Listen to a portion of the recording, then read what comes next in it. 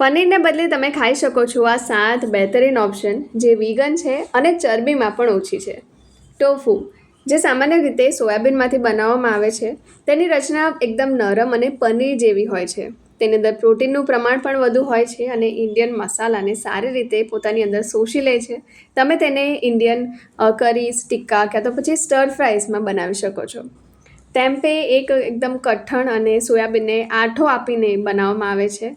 તેની અંદર ભીંજવાળો સ્વાદ હોય છે. પ્રોટીન અને પ્રોબાયોટિક્સથી પણ ભરપૂર હોય છે. તો તેનો ઉપયોગ તમે ગ્રીલ્સ, સ્ક્યુઅર્સ, રેપ્સ ક્યાં તો પછી ઇન્ડિયન રેસિપીઝમાં તેનો સારી રીતે ઉપયોગ કરી શકો છો. ચીકપી એટલે કે છોલેમાંથી બનાવવામાં આવેલું ટોફુ છોલેના લોટમાંથી બનાવવામાં આવે છે અને તે સોયા ફ્રી પ્રોડક્ટ છે. પ્રોટીનથી ભરપૂર હોય છે અને તે આકારને સારી રીતે પકડી રાખે છે. તો તમે તેને તળી શકો છો, ગ્રીલ કરી શકો છો અને એકદમ થીક કરીમાં પણ તેનો ઉત્તમ રીતે ઉપયોગ કરી શકો છો. સીતાન ઘઉંના ગ્લુટનમાંથી બનાવવામાં આવે છે અને તેની રચના એકદમ ચૂવી હોય છે અને એકદમ માસલ પોત હોય છે.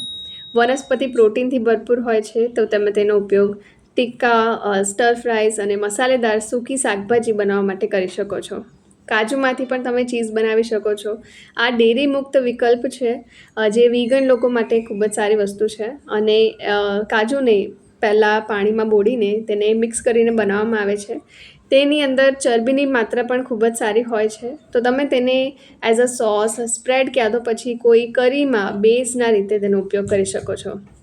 જે એકદમ કાચું જેકફ્રૂટ હોય ને તેનો સ્વાદ એકદમ તટસ્થ હોય છે અને તેની રચના પણ એકદમ માંસ જેવી હોય છે, જે તેને મસાલા શોષવા માટે એકદમ ઉત્તમ બનાવે છે. તમે તેને કોફતા, સૂકી કરી ક્યાં તો પછી એકદમ સ્મોકી તંદૂરી ડિશિસમાં તમે એનો ઉત્તમ રીતે ઉપયોગ કરી શકો છો. મશરૂમની અંદર ઉમામી ફ્લેવર્સ ભરપૂર હોય છે. તે માસલ સ્વાદ પણ આપે છે અને ભારતીય મસાલાઓને સારી રીતે અંદર શોષી લે છે. તેની કેલરી ઓછી હોય છે અને પોષક તત્વો ભરપૂર હોય છે.